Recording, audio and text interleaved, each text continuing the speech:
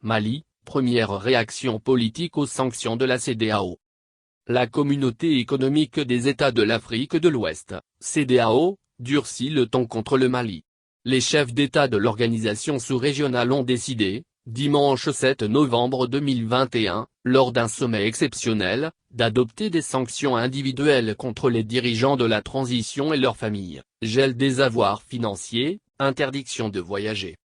La CEDEAO entend ainsi rappeler les autorités de transition à leur engagement initial de tenir des élections, présidentielles et législatives, en février prochain pour un retour à l'ordre constitutionnel. Et ce, alors que les autorités ont indiqué vouloir repousser cette échéance, invoquant notamment le contexte sécuritaire. La fermeté de la CEDEAO concernant les autorités de transition au Mali ne surprend pas certains acteurs politiques. À l'image de Djigiba Keïta, le secrétaire général du Parti pour la Renaissance nationale, le PARENA. Nous regrettons qu'on en soit arrivé là, mais faute de volonté politique de tenir nos engagements. Et cela signifie que nous sommes en porte-à-faux avec la communauté internationale, avec la CEDEAO et tous nos voisins et c'est à nous de trouver la solution.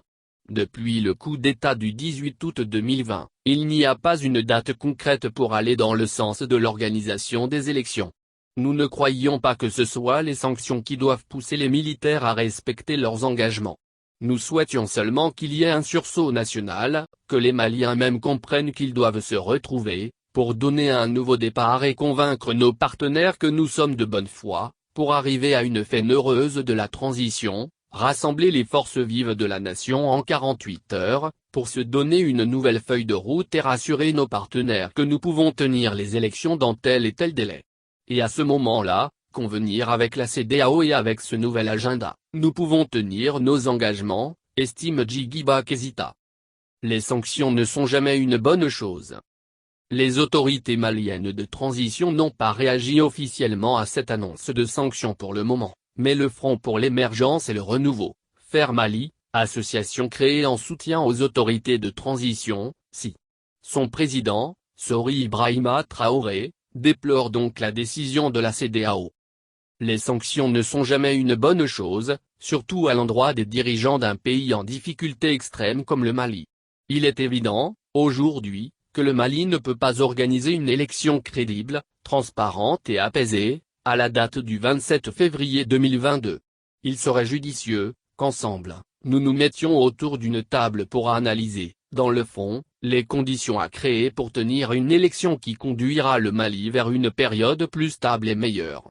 Il est évident que les conditions sécuritaires et les conditions réglementaires et légales, qui devront être créées pour un processus électoral au Mali, ne sont pas réunies.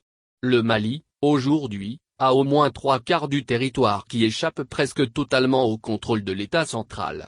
Si nous arrivons à créer les meilleures conditions sécuritaires, c'est après cela que nous pourrions parler d'élections, explique Sori Ibrahima Traoré. Autre réaction, celle de M5, le parti du Premier ministre Choguel Maïga. Jahmy Bitar en est le porte-parole, il demande aux autorités maliennes de transition de ne pas fléchir et explique tout le mal qu'il pense de cette décision de la CEDEAO. Nous sommes quand même un État souverain. Il ne faudrait pas que la CEDEAO nous impose quelque chose qui pourrait nous amener dans un chaos qui ne dirait pas son nom. Il faut que les gens comprennent qu'aujourd'hui, l'environnement ne se prête pas à tenir les élections. Parce que le territoire est envahi par l'insécurité et cette insécurité a été sciemment créée par la France. La communauté internationale, notamment la CEDEAO, aujourd'hui, n'est pas en mesure de nous faire un diktat.